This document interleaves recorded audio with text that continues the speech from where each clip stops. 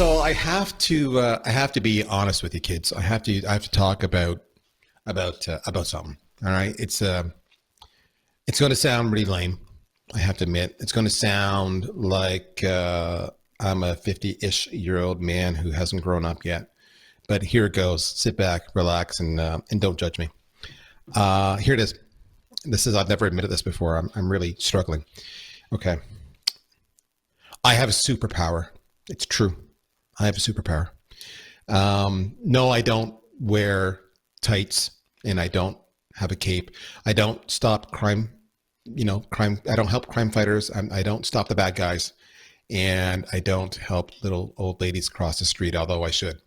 I'm not, I don't appear in print often, and I have a direct line to the police chief or the mayor. Little kids do not aspire to be like me. But despite all of this, yes, it's true. I have superpower. This is really painful to share because it's so vulnerable. What is my superpower? Okay. I ask questions. Okay, don't judge me. I know. You're thinking to yourself, damn, that's an impressive superpower. I've never, ever met somebody else who has that superpower before. Daryl, tell me more about your superpower. Okay, since you asked, I will. I ask questions. I ask questions when I am talking to a prospect. I ask questions when I'm nervous. I ask questions when I'm meeting somebody for the first time. I ask questions when I want to make a good impression. I ask questions when I'm in a job interview. I ask questions when a reporter is actually asking questions of me. I ask questions of my audience, even though they're asking me for answers. I ask questions. That's my superpower. So you're probably saying to yourself, Daryl, okay, I know you're vulnerable right now and you're feeling exposed, and you're right, I am. And I don't want to be that person. And I've heard people say this, but they say that's not a superpower. But they're wrong. And let me explain why they're wrong. When I want to make a good impression on an employer, I ask questions like, so tell me, who do you compete with? Tell me how you're different. Tell me why I would buy you. Tell me what a happy customer would say. Tell me what a not happy customer would say. Tell me why I should work for you versus anybody else. Tell me what my predecessor did really well. Tell me what my predecessor did wrong. Tell me what I will have done in the first 6, 9, 12 months that made you go, Prail was a good hire. Tell me. When I meet somebody I don't know, I'll simply say, so what do you do? And they'll say, I do X, Y, and Z. And I'll say, well, that's interesting. So what's involved in doing X? How long have you been doing X? What skills do you need to do X? Do you like doing X? What does your spouse think of you doing X? Really? Well, when you're not doing X, what else do you do? And what I'm doing is I'm making them at ease, right? Because they're talking about something they know really, really well. They're talking about themselves. And along the way, they're giving me tons of information that I can react to. And really, there's nothing for me to put myself out there on. I don't have to be witty or funny or engaging. I'm just asking questions, and I'm looking at them longingly in their eyes, and I'm listening attentively, even though in my mind I might be thinking about something, what's going to be for dinner tonight, or my stomach is upset, or, I got that assignment I still need to do for the boss. And, my latest social media video could have been more engaging. But in my mind, that's what's going on. But outside, I'm asking them questions, and they leave and they turn to their spouse or their friend. They say, that Prail guy, he's just a nice guy. He listens well. He asks the best questions. I really like him. You see, when you ask questions, it takes all the burden off of you. And it feels like you're giving control to them, to the person you're asking the question of, because they're the one doing all the talking. But the reality is, you're asking a specific question because you probably want to get a specific answer, or you want, even if it's as simple as saying, I want to know if this job is right for me and if I could be successful here, if I want to know if I like this person. Do we have anything in common? It's really rude to say, you know what, I'm not sure if I like you. I'm not sure if you're a cool company. I'm not sure if we have anything in common. People get upset about that. It's really weird. And that's what makes it, my friends, a superpower, because when I ask the question, and the way I ask the question, and the sequence I ask the question, and the intentionality of the question I'm asking, the recipient just gives me information. No cost, just gives me information. Could you imagine if I said, can you afford my product? Well, I'll let you know what I can afford. Whereas, so tell me about the size of your team. Tell me about your tech stack. Tell me about any contractors you use. Tell me the biggest problem you have. And if I ask enough questions, I can figure out if this person's got a budget or not without ever being, you're being explicit. And all of these reasons are why it's a superpower. It really is. I don't put it on my resume. I probably should. Maybe I can put it in my LinkedIn profile. What do you think? Maybe people are doing keyword searches on that. Maybe recruiters will be looking for people who can ask questions, because they should be, especially if you're in sales. So, who's the expert at all things related to asking? Well, I'm glad you asked. Allow me to introduce to you Tony Morris. Tony is an international keynote sales speaker. He's a best-selling author, and he is the head poobah at Tony Morris International. He's coming to us today from London, England. Tony, my friend, welcome to the show, sir. Why, thank you for having me, and what a wonderful introduction, and love the story, my friend. Love it. So thank you for having me. It's all about storytelling. If you're going to be good in sales or good in marketing, you got to be able to tell stories, retell stories, make up stories, but it's got to be about stories. Now, Tony, I've watched you from afar. I've admired your work. You've got some great content out there. I mentioned that he's a best-selling author. Some of his books you'd love. Coffees for Closers. It sounds awesome, and it is the best real-life sales book you'll ever read. There's a positioning statement for you. You can find all of that on Tony's website, which is TonyMorrisInternational.com. So please check him out. Of course, he's on Twitter. Of course, he's on LinkedIn. Follow him. Tony, I know you have a particular presentation you give on a semi-regular basis when you're either public speaking or you've been engaged by clients. And if I recall, you refer to this, which is why I sought you out today, the 3-letter word that will catapult your sales performance. And of course, I don't want to give it all away, kids, but you may have noticed my preamble. I use the word ask a lot. So, Tony, you are my ask expert, not to be confused with Tony, you are an ass. Just so we're clear, those are very different things. Okay. Talk to me about oh boy, if I had a nickel for every time I've heard that about me. Talk to me about why this is a topic you're so passionate about. Just like, why this topic? Yeah, no, good question. I was talking to my wife a few weeks ago, and I said, I've been in sales for 1 year, and I said to her, what is my superpower? And, we were sort of debating it, and she said, you know what it is? She believes maybe why I've had some success in the game of sales is I'm not afraid to ask. And this is not just in sales, this is in life in general. And we started to have a bit of a laugh about this. I remember it was 2012, year after 9/11, I was celebrating my birthday, and it was my birthday's 12th of September, and my wife flew us out as a surprise to New York. And we were in Madison Square Gardens. We had a 3-day break, and it was the end of day 2. And my wife was desperate to go see a show in Broadway. It was like a dream of hers. And we queued up in Madison Square Gardens. It was like a 4.5-hour, 5-hour queue. And she was devastated because we just weren't going to get to see a show. And I said, why don't I ask the guy at the front if we can push in? And she said, you can't do that. I said, of course you can. And I went up to the guy at the front and I said to him, look, hi there, I'm sorry to bother you, but I've got a big favour to ask. I said, we're on vacation. It's our 10-year wedding anniversary. And my wife is desperate to see this show. And I said, would you mind if I just stood in front of you to get tickets? And he said, my friend, be my guest. And I stood in front and I got 2 tickets for the show. And my wife was sitting there, bright red face, like didn't even want to associate herself with me.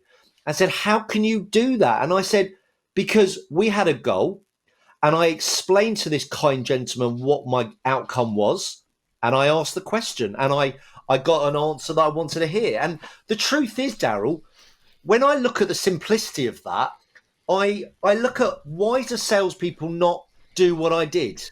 And I think it comes down to 2 things. They don't have the the kahunas to ask. So, and a professional term is they don't have the will, but equally, they don't have the skill. And I believe when I look at the top salespeople I've ever had the pleasure to work with, and I know they've all been on your show, you know, Jeb Blunt, Anthony Anarino, Vic Antonio, and the list goes on. Something that they have innate in them is they ask questions. They're not scared of asking for the business. They're not scared of asking for the appointment, asking for the referral, asking the questions that will uncover the biggest challenges of our prospects. And I think it comes down to those two things. Salespeople in general that I work with don't have the will to ask, but they also have the skill to ask the right way. And I don't just think this is a sales thing. I think this is a life skill that if we can learn from as young as possible of how to ask the question and how to ask it the right way, I think that is the recipe for huge success in sales. So to answer your question, that is why it's my absolute passion. And that's why I travel around the world teaching people how to ask, overcoming the barrier to ask and how to ask it the right way. It's so interesting to hear you frame it that way, Tony, because, I mean, you said a couple of things that I alluded to, and everybody, if you don't know already, this show is 100% not scripted. These are live conversations. And you could probably tell because some episodes are certainly better than other episodes. You made the comment about you just asked the question, right? You also said you asked it. You said you had the cojones to ask it. I'm going to circle back to that. But you also said it's how you asked it, right? Which is the point I was making in my story in the end there. I could have asked some really blunt questions and turned them off. Or I could have asked some very leading questions, some soft questions. I could build, instead of wanting the answer I want, like in one question, I could ask 3, 4, 5 questions to get there and build their trust and build their engagement. Because what we know is that the more they talk, the more they respond to you, ironically, the more they open up. It's like they're building a relationship with you. They're building trust with you.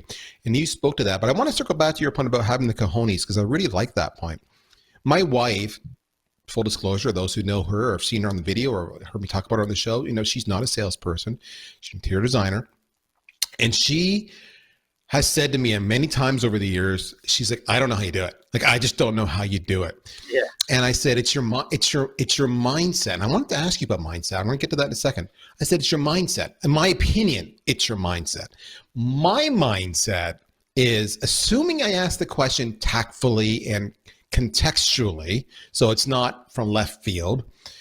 What's the worst that could happen? The absolute worst that can happen 99% of the time is you're going to have somebody say, oh, I'd rather not answer that. Oh, I understand why you're asking that, but no, I can't answer that. Or nice try, Daryl. Oh, I'm not giving that away. It's going to affect my negotiation skills. Whatever. In other words, the worst that can happen for 99% of the time is you just don't get an answer. And most people understand why you're asking questions too. They understand that there's a point to this conversation. And that 1% of the time, maybe they'll say, pray, let's sit, this call's over. Okay, again, mindset, the call's over, fine. Did you blow it? Maybe, lessons learned. Or maybe what they just did is ended the call, thereby freeing you up to start the next call, and that call could be the deal that you close. Mindset doesn't focus on the failures, it focuses on the opportunity. Asking a question is an opportunity to get information. If they hang up on you, that's an opportunity to get another deal somewhere else. And that's the mindset. So I want to talk to you about mindset. But before I do that, Tony, I have to go to a commercial break. I apologize. So kids, don't go anywhere. We will be right back. Stay tuned.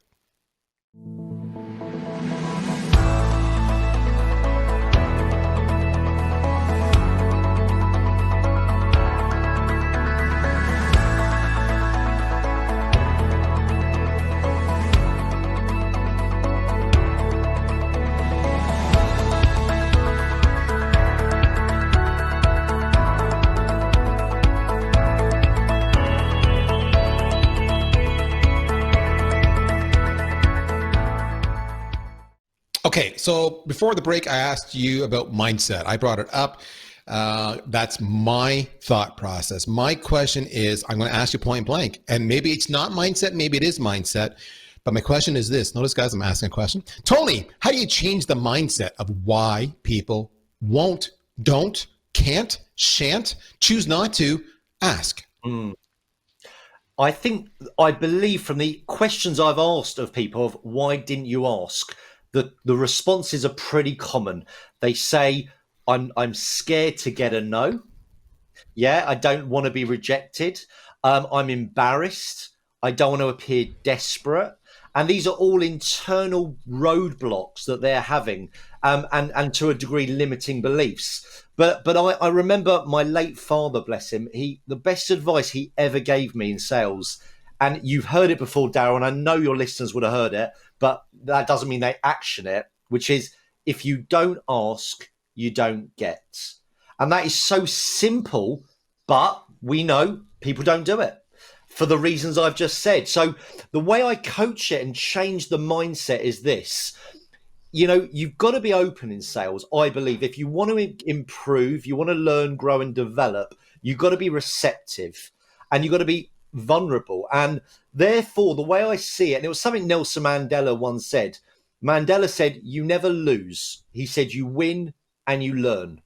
And what I take from that in the sales world is, if I ask a question, and I ask a question the way I believe will get me success, if it doesn't, I'm always looking for that lesson. I always want to know, where is the lesson? What can I gain from that that's going to serve me better? So when I understood that, it changed my mindset, because I'm going to ask the question to achieve the outcome I want. But if I don't get the desired outcome, I win anyway, because I'm going to learn from it and take that experience. And if I go back to my example in New York, I used a technique that I learned from a great book. And I don't know, Darryl, if you've come across this, but it's a book called Influence, Robert Cialdini. And Cialdini spoke about compliance officers. And he said, when he measured this, he said, if you justify why you're asking for something, you're more likely to get the outcome you want. So it was a technique, a method that I was aware of. So if I said to the guy at the front of that queue, can I come in front? It'd probably punch me in the face, and I deserve a punch. But if I explained to him, like I did, that it was genuine, it was my anniversary, it was my wife's dream, could I possibly come in front? Then I justified it, and he was a kind guy and let me in the front of the queue, and I bought him a beer to say thank you. And that's the point. So I think, it is a mindset thing. You're absolutely right. But it's more about the negative stuff that salespeople say to themselves, stopping them asking the question. Okay. So brilliant advice there that Tony's just given us. And he's framed it so much better than I did. I talked about what's the worst case that could happen. But what Tony said was, you don't lose, you learn. Well, who doesn't want to learn? I mean, candidly, I think you might come to this podcast because you just think I'm a handsome devil and you want to hear my voice.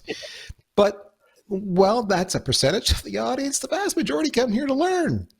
So you're already, you, my friend, listening to this episode are of the mindset you want to learn. So I'm asking you, if this is you don't ask those questions, to extend that, give yourself grace to ask those questions. They say the best way to overcome a fear, maybe I'm afraid of snakes, or maybe I'm afraid of crowded places. And, I can't speak to this. I don't have a lot of those kind of fears. But they say it's just repetitive exposure. And over time, you learn to manage and handle it. The same is true with asking a question. Many of you are going to go, I'm just 23, 24, 25 years old. I can't ask you, Darryl, who's 50, who looks 30, but you're 50, a question, because the disrespect there, and I'm going to look like a fool. I'm going to look, I don't know. What if I ask something that you're just going to roll your eyes and say, I can never buy from him? Okay, let me give you permission. We don't think that way. And if they do think that way, you never wanted them as a customer anyway. So fire their sorry ass. They're not firing you. You're firing them. All right? Ask the question. Please, for the love of God, ask the question. Give yourself permission to ask the question, and do it enough times, and it gets easier and easier. Okay, so Tony, we talked about asking them to ask the question, but maybe they're afraid, as you mentioned, or maybe they're not. Maybe they're doing it already, but they're doing it wrong. So let me go down this road. I want to know both sides of the coin. What's the right way and what's the wrong way to ask a question, or even go beyond that? What types of questions should I be asking? Give me the crib sheet, Tony. Over to you, man. Excellent. So I think, look, there's different types of questioning techniques, right? But ultimately, you need to understand, what are you hoping to achieve from the question? So, for example, whenever I get an inquiry where someone's looking to book me for sales training, one of the things I want is to understand what's important to the prospect, what they're going to base their decision on. I want to know who are my competition are they speaking with, and really I want to know what feedback they have on my competition. So there's quite a lot of stuff I want to get out, and I might not have the opportunity or the time to ask loads of questions to get all of that out.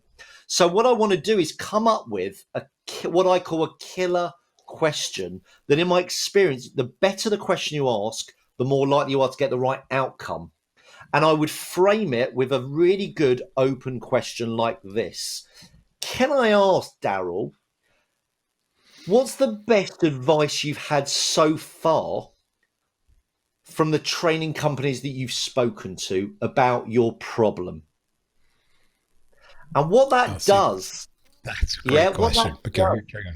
And what that does, the reason I ask it, just to explain, is it tells me a lot. It tells me who they've spoken to, what advice they've taken so far, but more importantly, what they consider to be the best advice.